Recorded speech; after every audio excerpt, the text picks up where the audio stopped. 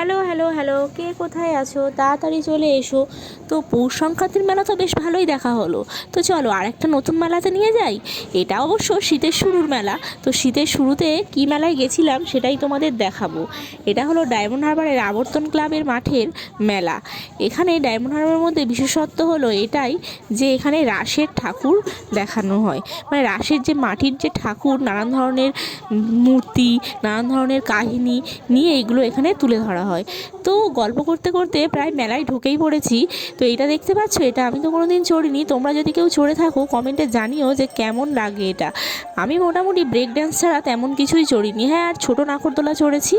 আর আর কিছু চড়িনি। দেখো এখন মেলাতে না বেশ ফার্নিচার দোকানও বসছে, 2-3 বছর যাবৎ দেখছি।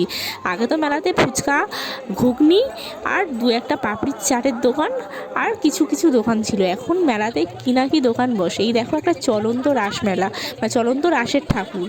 তো যাই হোক, আর দেখতে পাচ্ছ এই ঠাকুরগুলো কত চা দোকান, সবজি দোকান, মানে অনেকগুলো সবজি দোকান। চা দোকান একটা ছিল, ওখানে মানুষ বসে পেপার পড়ছিল। আর এই আলুগুলো দেখে না আমি বেশ কনফিউজড হয়ে গেছিলাম যে আলুগুলো সত্যি অরিজিনাল না ডুপ্লিকেট। খাসির মাংসের দোকানও বসেছিল কিন্তু, মানে চাইলে ওখান থেকেও নিয়ে নেওয়া যেত। আমি তো ভেবেছিলাম ওখান থেকে একটু নিয়ে আসবো, কারণ এখন যা খাসির মাংসের দাম। আর নানান ধরনের দেবদেবীর পৌরাণিক কাহিনীও তুলে ধরা হয়েছিল এখানে। আর তাছাড়া মজার মজার নানান ধরনের জিনিসও এখানে তুলে ধরা হয়েছিল। বেশ ভালোই লাগছিল। ছেলেও দেখে বেশ মজা পাচ্ছিল, কারণ ছেলে এমন জিনিস খুব একটা দেখেনি। ছেলেকে নিয়ে তো খুব একটা বেড়াতে টেড়াতে যাওয়া হচ্ছে না, ও যা বদমাস। তো আমি ওকে নিয়ে বেড়াতে যেতে বেশ ভয়ই পাচ্ছিলাম। তো মানে ভয়ই পাই, তো সেই জন্য এই মেলাতে নিয়ে গেছিলাম। মানে মেলাটা তো টুকিটাকি নিয়ে যাচ্ছে এই আর কি। তো এর পরেই চলে এসেছিলাম একটা ম্যাজিক শোতে। ম্যাজিক শো নয় ঠিক, এটা ভূতের শো। তা ম্যাজিক শোটা কেন বলে ফেললাম, কারণ আমি দেখার পরে তো এডিট করছি, সেই জন্যই বলে ফেললাম। এটা ভূতের শো কি ম্যাজিক শো সেটাই আমরা মানে ঠিক করতে পারিনি। ছেলেকে নিয়ে প্রথমে ঢুকবো কি ঢুকবো না অনেক মানে ভাবছিলাম। তারপর ভাবলাম যে বুকের সাহস নিয়ে ঢুকেই যাই, কারণ খুব ঘুটঘুটে অন্ধকার। আর যদি ছেলে দেখে ভয় পায়, যেহেতু ভূতের শো, তখন তো মাঝপথ থেকে বেরিয়ে আসতে পারবো না। তবে ছেলে তো একটুও ভয় পায়নি, বরঞ্চ আনন্দ পেয়েছিল।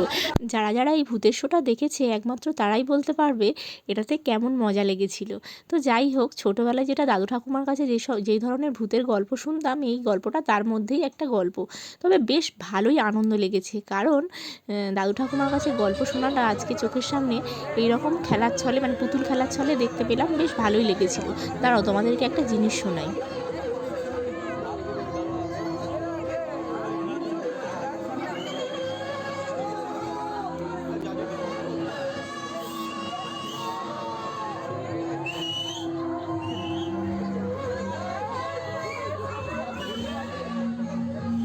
কি হলো, বিশ্বাস হলো তো? দেখতে পেলে তো ছেলেপুলেরা কেমন সিটি মারছিল, শব্দ করছিল। ওরা খুব মজা করছিল। মানে যারা ইয়ং ইয়ং ছেলেমেয়েরা ওখানে দেখছিল তারা একটু ভয় পায়নি, মানে কেউই ভয় পায়নি, বাচ্চা থেকে বুড়ো। তবে ওরা কেমন সিটি মারছিল।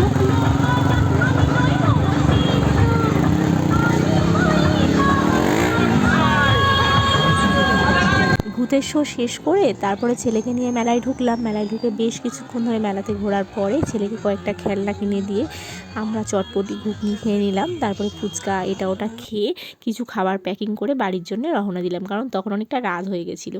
তো আজকের মতো এই পর্যন্ত, টাটা।